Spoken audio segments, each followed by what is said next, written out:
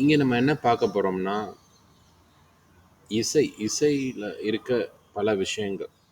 Neuro சயின்ஸில் music, முக்கியமாக நாதஸ்வரம், வீணை, தவில் போன்ற வாத்தியங்கள், இந்தியன் கிளாசிக்கல் இன்ஸ்ட்ருமெண்ட்னால வர நம்ம நன்மைகள், எஸ்பெஷலி வந்து brain development, brain growth, neuro science growth போன்ற பல விஷயங்களை நம்ம இங்கே பார்க்க போகிறோம்.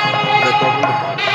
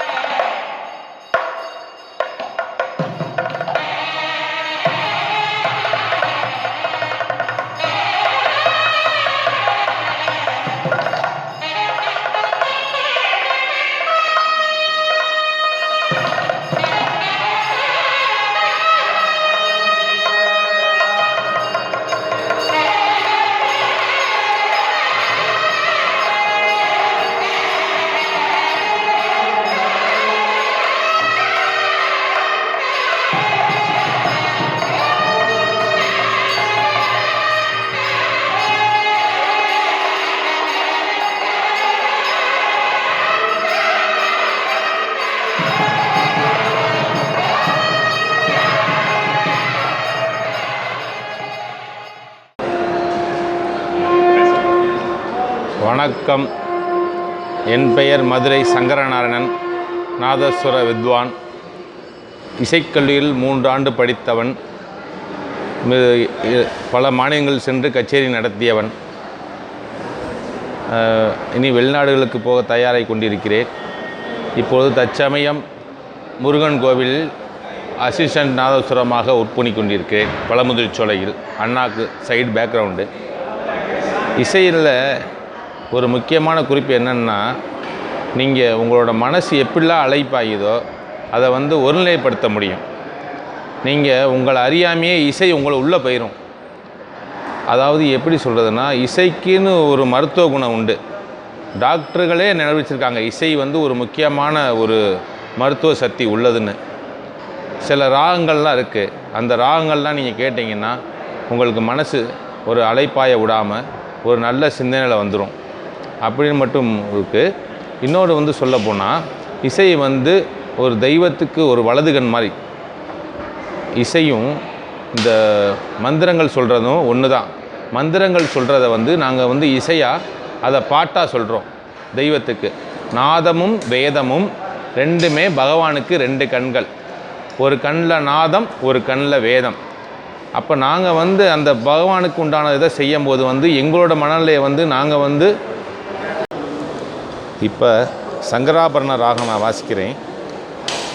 அந்த ராகத்தோட அர்த்தமே வந்து கான்செப்டே வந்து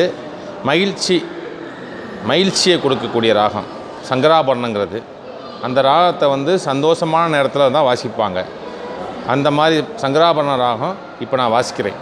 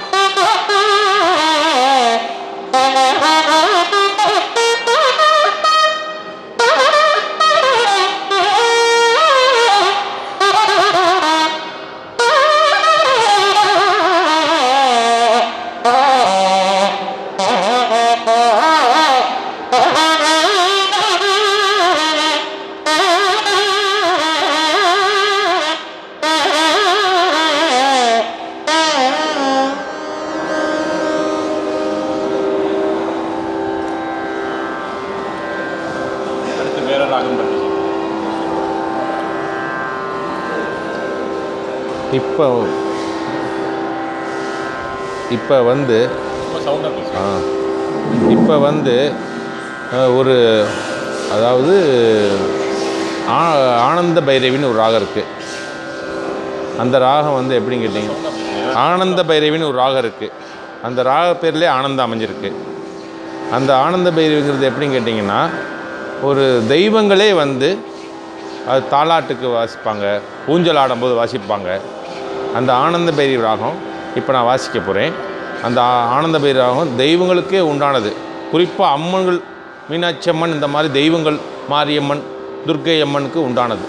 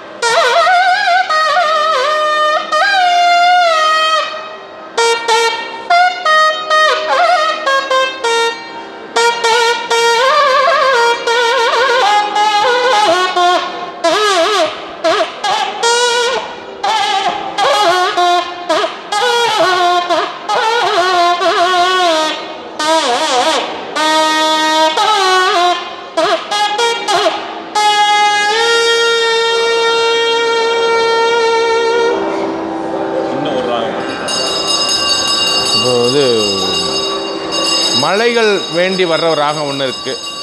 அமிர்தவர்ஷினி மலைகள் வேண்டி வர்ற ராகம் இருக்குது. அது வந்து நாட்டு மக்களுக்கு தாண்டி வாசிக்கிறது. அதை தெய்வத்தை மன உருகி அதை வாசித்தோம்னா மழை அடுத்த நிமிஷமே மக்களுக்காண்டி பெய்யும். அதான் எல்லோருக்கும் பெய்யும் மழை நல்லார் ஒருவருக்கு பெய்யும் அவர் பொருட்டு. அந்த மழையை நம்ம அந்த ராகத்தை வந்து தெய்வங்களை மன உருகி வாசித்தோம்னா எனக்காண்டி பெய்யாது, தெய்வத்துக்காண்டியே பெய்யும் அந்த மழை.